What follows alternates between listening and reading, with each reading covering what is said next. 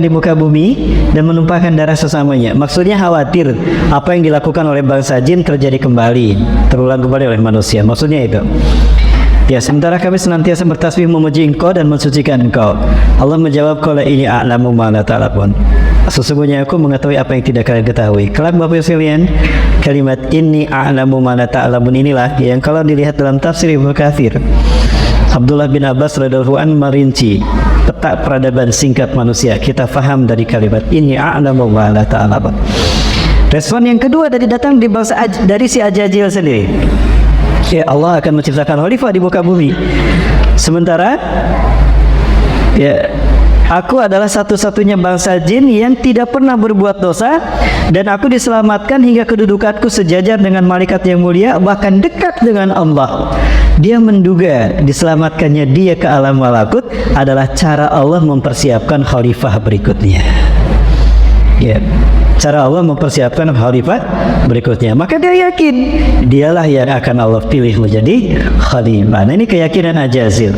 Saking yakinnya dia, wah dia temar pesona loh.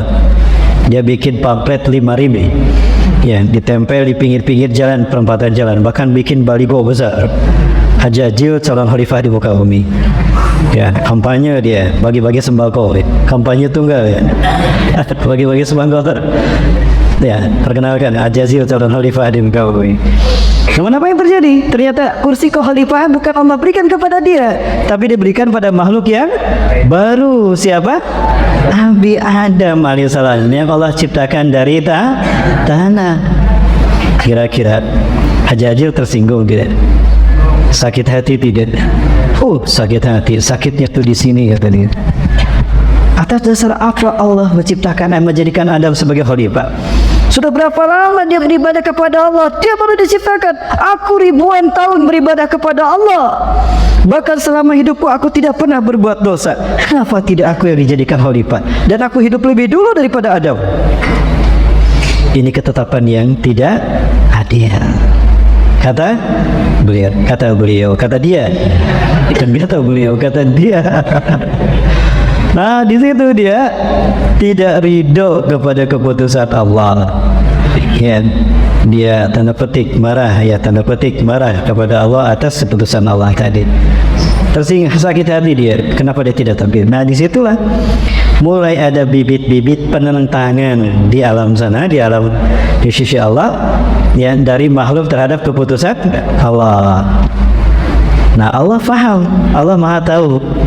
Ya, Allah Maha tahu apa yang ada dalam benak si Ajazil tentang kesakit hatiannya itu, tentang ambisinya, sampai dia dendam kepada anak cucu Adam, dan akan dia perlihatkan pada Allah kalau dia lebih layak daripada Adam. Akan aku tunjukkan aku lebih pantas jadi khalifah ketimbang Adam. Nah, maka ketika Allah ciptakan Nabi Adam, Bapak Ibu, Allah menciptakan manusia pertama Nabi Adam itu dari tanah langsung. Ya, Allah perintahkan beberapa malaikat Jibril, Mikail, Israfil untuk memilih tanah yang terbaik dari muka bumi. Ternyata semua tanah diambil. Tanah itu ada yang berwarna hitam, ada yang berwarna coklat, sawo matang ya. Kalau kita sawo matang ya. Ada yang sawo busuk? Nggak ada. Semuanya matang ya. Kemudian ada yang warna kuning langsat, ada yang warna merah, ada yang warna putih kemerah-merahan, bule ya, Bani Asfar, persis seperti warna ras manusia. Fasawwar Allah bi'aidih, maka Allah membentuk dengan kekuasaannya. Nah, lalu Allah berfirman pada para malaikat, hai malaikatku, jika aku sudah menyempurnakan penciptaan Adam, sujudlah kalian kepada Adam ketika aku perintahkan. Kalau Allah menyempurnakan penciptaan Adam dengan kalimatnya kun fayakun, maka Allah merubah Nabi Adam. Nabi Adam yang tadinya dari tanah berubah menjadi manusia langsung. Nah, begini cara Allah menciptakan manusia pertama. Tidak melalui proses evolusi. Tidak ada ya? Ada yang lahir melalui proses evolusi? Tidak ada. Ada cuma satu, Darwin. Ya, Charles Darwin. Dia dojur tuh. Kalau dia lahir dari proses evolusi, di bukunya The Origin of Species. Ya. Baik. Dan ketika Nabi Adam hidup, jantung mulai berdetak. Maka dia memompa darah, terjadilah sirkulasi darah, ya. Pulmonary. Kemudian darah masuk ke bronkia, paru-parunya kemudian mulai berespirasi. Oksigen tersedotlah ke dalam paru-paru Nabi Adam. Terjadilah respon kehidupan Nabi Adam bersin. Hasil. Nah, ketika Nabi Adam bersin, beliau mengucapkan Alhamdulillahirabbil alamin. Baru pertama hidup, kalimat yang pertama keluar adalah pujian kepada Allah. Alhamdulillahirabbil alamin. Maka hancur semua keraguan malaikat yang mengatakan atajalu fiha ma yufsidu fiha wa yasfiku dima. Begitu melihat Nabi Adam mengucapkan Alhamdulillah, subhanallah, ya maha suci Allah yang telah menciptakan makhluk yang terbaik. Tadinya sempat ragu kan malaikat, akhirnya semangat malaikat, maju Nabi Adam, jangan takut, maju, engkau bersama kami mendukungmu. Kami mendukungmu. Ya, bingung saya. Ya, Nabi Adam, ya malaikat kagum akhirnya pada Nabi Adam. Sementara si Ajajil, tanah bagaimanapun juga, aku api, akan aku tunjukkan kalau api lebih baik daripada tanah. Ya, persis kayak film ya, Avatar Aang, Raja Api Ozai sama Avatar Aang. Raja Api Ozai itu kan dari negara api ya. Avatar Aang, Last Airbender, itu penguasa tanah juga kan. Ya, nah Bapak Ibu itu film Avatar itu dari cerita ini. Ya, sutradaranya lihat YouTube saya. Kenapa saya di YouTube? Baik. Nah, maka saat itu kemudian Allah perintahkan kepada para malaikat setelah Nabi Adam mulai hidup tadi. Wa isqulna lil malaikatis judu li Adam fasajadu illa iblis. Sejak saat itulah Azazil al-Harith Allah beri gelar iblis, pembangkang. Ya, dia tidak mau sujud kepada Allah. Oke, was boy. Menjadi asisten ustaz. Asad ya. Baik. Nah, fasajadu illa iblis. Maka sujudlah malaikat ketika Allah perintahkan untuk sujud kepada Adam kecuali iblis. Kana minal jinni. Nah, jelas kan? Ayatnya mengatakan kana minal jinni. Iblis ini dari bangsa jin, dari suku Al-Harits yang tadi dimusnahkan. Hanya dia yang tersisa dari suku Al-Harits yang dimusnahkan. Dan dia pun masih balita, diselamatkan hidup bersama para malaikat. Ya. Nah, Fawasaku an amri rabbi, dia menyalahi perintah Tuhannya. Kenapa? Tidak mau sujud kepada Adam. Allah bertanya pada Ajazil, "Ma mana'aka an tasjuda li Adam id amartuk?" Apa yang menghalangi engkau untuk sujud kepada Adam ketika aku perintahkan? Nah, keluar kesombongannya, aba wasakbaronya. Ana khairu minhu ya Rabb. Ana khairu minhu, aku lebih baik daripada Adam. Khalaqtani min nar wa khalaqtahu min tin. Kau ciptakan aku dari api sementara kau ciptakan Adam dari tanah. Gengsi ya Allah. Masa tanah harus sujud pada api harus sujud kepada tanah. Masa Raja Api Ozai harus sujud sama Avatar anak kemarin sore gitu ya. Nah, di situ Allah mengutuknya. Wakhruj anta, keluar kamu dari surga ini. Fala takunu laka an tatakabbaru fiha, tidak pantas kamu sombong di hadapanku. Bapak Ibu yang dirahmati Allah. Nah, sejak saat itulah dia menjadi iblis, pembangkang. Apa tadi? Iblis, ya, pembangkang. Zionis Yahudi, para penganut Kabalah tidak mau menyebutkan, tidak terima Ajazil disebut iblis. Dia bukan pembangkang versi mereka. Dia adalah korban ketidakadilan Tuhan, tanda petik. Harusnya dia yang jadi khalifah, bukan Adam. Maka Zionis Yahudi tidak mau menyebut iblis Ajazil dengan sebutan iblis, Ajazil al-Haris dengan sebutan iblis. Mereka tidak mau. Maka mereka Zionis Yahudi memberikan gelar terhormat kepada Ajazil, kepada iblis. Apa gelar yang diberikan oleh Zionis Yahudi? Lucifer. Ya, pernah mendengar kata Lucifer Bapak Ibu? Lucifer adalah gelar dari Zionis Yahudi kepada Azazil atau kepada iblis. Dan mereka lah yang menjadi para penyembahnya. Ya, tidak sedikit Bapak Ibu hari ini di Indonesia para pemuda yang menjadi pengikut iblis, bahkan mereka menjadi para penyembah Dajjal. Baik, ya, betulkah demikian? Ada banyak invasi ideologis yang mendangkalkan akidah umat manusia, bahkan menjauhkan manusia dari ketauhidan kepada Allah, ya, pengabdian diri kepada Allah dengan konspirasi iblis dan Dajjal, terutama pada generasi milenial, di mana generasi milenial ini Mereka begitu mudah untuk menelan bulat-bulat produk-produk barat, terutama Korea, ya, yang bertentangan dengan akidah mereka. Tanpa daya saring iman dan takwa, mereka menelan bulat-bulat budaya tadi. Padahal itu adalah budaya ritual penyembahan kepada iblis dan dajjal. Sadar ataupun tidak. Boleh saya perlihatkan contohnya?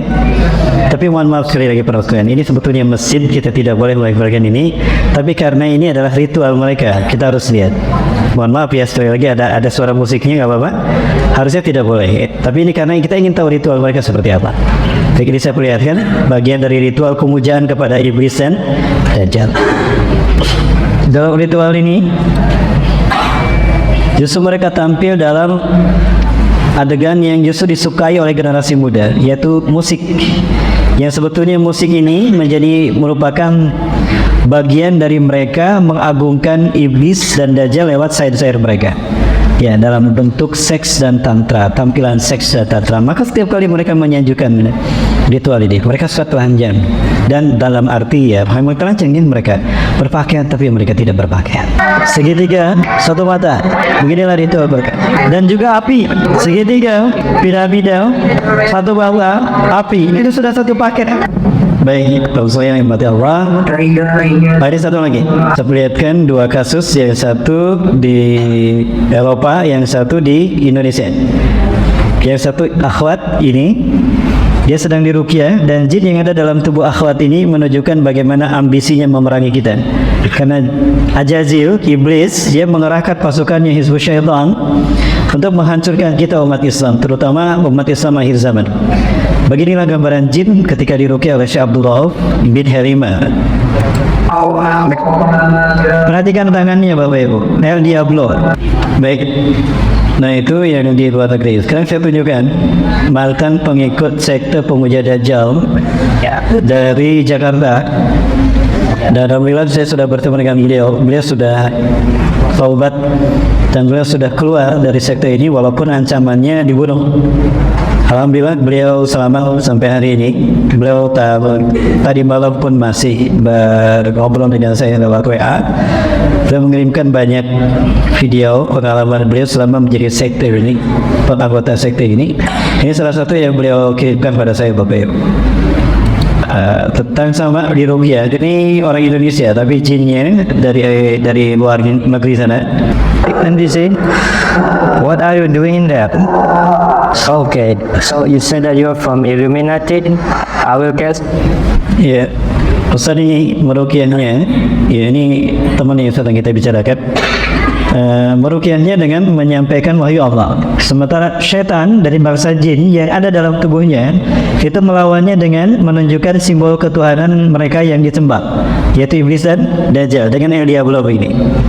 Jadi hati-hati Bapak Ibu, sampaikan pada putra putri kita. Ketika kita mengangkat tangan kita dengan simbol seperti ini, faham atau tidak faham, di saat itu menunjukkan bagaimana komitmennya menjadi pengikut iblis dan dajjal. Ya. Ustaz, saya sudah kadung Ustaz melakukan itu. Saya tidak faham saat itu. Tidak apa-apa. Ucapkan lagi dia syahadat. Taubat dan ucapkan syahadat. Kuatkan kembali syahadat kita pada Allah. Mudah-mudahan itu membuat kita tetap kembali ada dalam ikatan Allah SWT. Nah, baik Bapak saya teman-teman, tadi itu salah satu prosesi bagaimana Ustaz kita ini meruqyah mereka yang pernah menjadi pengikut sekte pemuja dajjal. Ada. Dan saya sudah bertemu dengan 3 orang, yang satu sudah meninggal dunia. Dan yang satu ini dia menjadi anggota pengikut dajjal sejak kelas 1 SMA.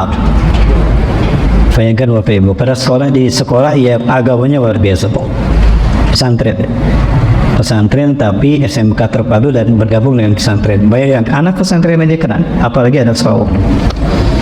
Ya, baik Bapak Ibu mati Allah. Nah, Ajazil tidak diam saja. Ketika Allah mengutuknya menjadi iblis, dia mengajukan banding. Tanda petik ya, dia mengajukan banding. Ya. Anzirni ila yaumi ba'ats. Tangguhkan aku ya Allah, kata Ajazil, sampai hari di mana manusia dibangkitkan nanti. Dan Allah mengabulkan permintaannya. Ajazil ajalnya ditangguhkan. Iblis ini ditangguhkan sampai hari dibangkitkan. Jadi ketika kiamat terjadi, dia tidak mati. Dia hanya pingsan saja. Nah, ajalnya belum dicabut.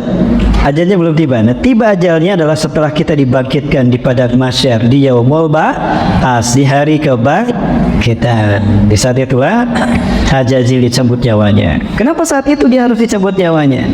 Pertama, itu ketetapan Allah. Kedua, permintaan Hajazil yang Allah kabulkan. Ketiga, ketika dia dicabut nyawanya, badannya meleleh sedikit demi sedikit. Ya, seperti lilin. Dan ketika badannya meleleh, dia akan berteriak selama sakaratul mautnya tadi. Itu sakaratul maut makhluk terlama di dunia dan di alam semesta, dan sangat menyakitkan sekali. Teriakannya apabila didengar oleh manusia di muka bumi, maka manusia akan mati mendengarkan teriakannya. Maka disebut nyawanya nanti di siawang bahas sampai ya Bu. Kita berbuat Allah. Baik. Nah, kemudian dia menyampaikan rencana makar dia untuk menghalang-halangi manusia, untuk menyesatkan manusia dari jalan Allah. Bapak sekalian, baik, apa makar dan rencananya? Kalau Allah coba kita buka Quran surat, Bapak Ibu yang bawa Quran silakan buka surat Al-A'raf ayat ke-16. Dari sini kita melihat bagaimana rencana konspirasi yang ingin dia lakukan untuk menyesatkan kita umat manusia. Ya, anak cucu Adam. Ayatnya ini kan ada yang dari Quran terjemahan. Bapak Ibu silakan yang buka, yang ada Quran terjemahannya dibuka. Coba lihat, benarkah terjemahan dari ayat ini dari Quran terjemahan yang ada sekarang? Ini kita mesti menyampaikan kepada teman-teman agama, harus ada satu terjemahan Quran yang harus kita selesaikan, yang harus kita luruskan. Ya, karena khawatir ini akan menimbulkan kesalahpahaman dalam memahami maksud Allah dalam ayat ini. Baik, surat ke-7 ayat ke-16. Ya, betul. Ini terjemahan baru. Artinya terjemahan yang ada di sini di Quran ini adalah Quran berdasarkan peraturan transliterasi Al-Quran, terjemahan Quran yang terakhir.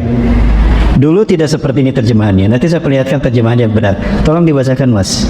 Kayak terjemahannya. Iblis menjawab, karena engkau telah menyesatkan Adam, pasti aku akan selalu menghalangi mereka dari jalan yang lurus.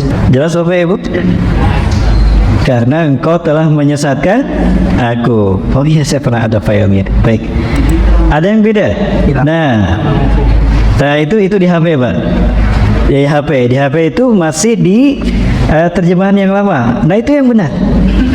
Itu yang benar. Boleh dibacakan, Pak?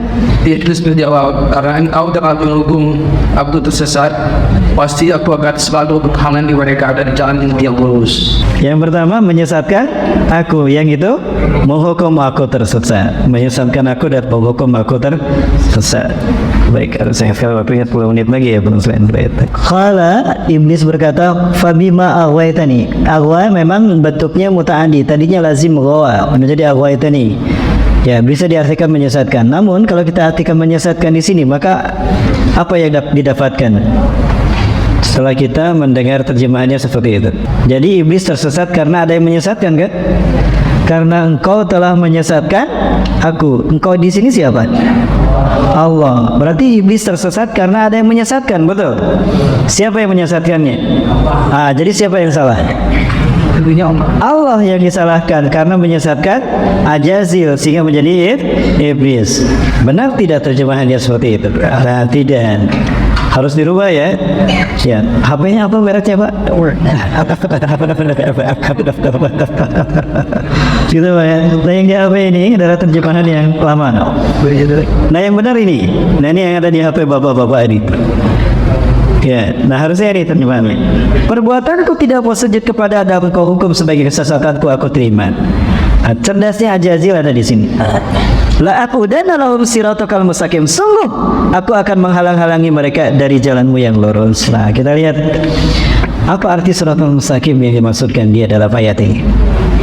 Dia mengatakan la aqudanna lahum, sungguh adalah taukid dan ada nun taukid sakilah, sungguh aku akan menghalang-halangi mereka dari jalan yang lurus. Selama ini siratal mustaqim kita pahami jalan yang lurus, betul? Coba kita lihat ayat ini. Quran surat Al-Imran ayat 51. Inilah arti dari siratal mustaqim. A'udzubillahi minasyaitonir rajim. Innallaha rabbi wa rabbukum fa'budu. Sesungguhnya Allah adalah Tuhanku dan Tuhan kalian. Fa'budu, maka sembahlah Dia. Hada siratul mustaqim. Ya, artinya apa? Siratal mustaqim adalah menjadikan Allah sebagai satu-satunya Tuhan yang disembah. Betul? Maka ketika Ajazil mengatakan qala fa bima aghwaytani la aqudanna lahum siratal mustaqim, karena engkau telah menghukum aku tersesat, aku akan menjadikan sosok lain yang disembah selain engkau ya Allah. Gitu kan? Jadi akan ada sosok lain yang disembah selain daripada Allah. Pertanyaannya, siapa? Ajazil sendiri dalam wujud apa Bapak Ibu? Atau juga dalam Quran surat Maryam ayat 36. Kalimatnya hampir sama. Wa inna Allah rabbi wa rabbukum fa'buduh hadza siratun mustaqim. Dan sesungguhnya Allah adalah Tuhanku dan Tuhan kalian, maka sembahlah Dia. Inilah siratal mustaqim. Jadi siratal mustaqim itu artinya tauhid. Nah, ambisi Ajazil iblis, dia ingin menyesatkan manusia adalah dengan menyimpangkan manusia dari tauhid. Simbol tauhid kalau dituliskan gimana bunyinya? Asyhadu an la ilaha illallah Muhammadur Rasulullah. Itu kalimat tauhid bukan? Iya, tauhid. Kalau ada yang membaca kalimat itu, berarti pasti ya. Kelompoknya apa? Atau juga dalam surat Yasin tadi ayat ke-60 sampai 61. Alam ahad ilaikum ya bani Adam, bukankah telah aku perintahkan kepada kalian hai anak cucu Adam, alla ta'budu syaitan, agar kalian tidak menyembah syaitan. Innahu lakum aduwwun mubin. Sesungguhnya setan adalah musuh yang nyata sebetulnya bagi kalian. Walaupun fisiknya setan tidak terlihat, tapi konspirasinya nyata. Kita bedah nanti Bapak Ibu. Tapi waktunya masih ada? Masih itu masih banyak. Baik, nyata sebetulnya konspirasinya. Bahkan tidak sedikit kaum muslimin yang terjebak dalam cara-cara atau ritual-ritual penyembahan kepada iblis. Dan iblis nyaris berhasil. Betulkah demikian? Ya, kita lihat. Wa ani abuduni, dan hendaklah engkau menyembah aku. Hada siratul mustaqim. Nah, inilah siratul mustaqim itu. Jadi hanya menyembah Allah sebagai satu-satunya Tuhan. Dan inilah yang kita maksudkan dalam kalimat ihdinas siratal mustaqim. Tunjukkanlah kami kepada jalan yang lurus. Itu tunjukkanlah kami kepada tauhid. Betulkah demikian? Baik, saya baca betul sini. Kita lihat fakta sejarah. Dalam fakta sejarah, zaman Nabi Ibrahim, Allah mengutus Nabi Ibrahim untuk menghadapi Namrus dan bala tentaranya yang zalim dan kufur luar biasa, sangat ingkar terhadap Allah. Maka Allah hancurkan dia dan pasukannya. Dia sendiri yang mengaku Tuhan. Dia luar biasa. Dia mati dengan seekor nyamuk. Allah perintahkan nyamuk untuk masuk ke hidungnya. Seekor nyamuk itu terus masuk ke dalam sampai ke pusat otaknya. Di saat itulah dia mengalami kematian. Sosok yang mengaku Tuhan ternyata mati oleh seekor nyamuk. Kasihan. Di zaman Nabi Ibrahim, bangsa Babylon disesatkan oleh rezim yang berkuasa. Namrus membawanya kepada penyembahan dirinya sendiri sebagai simbol perwujudan dari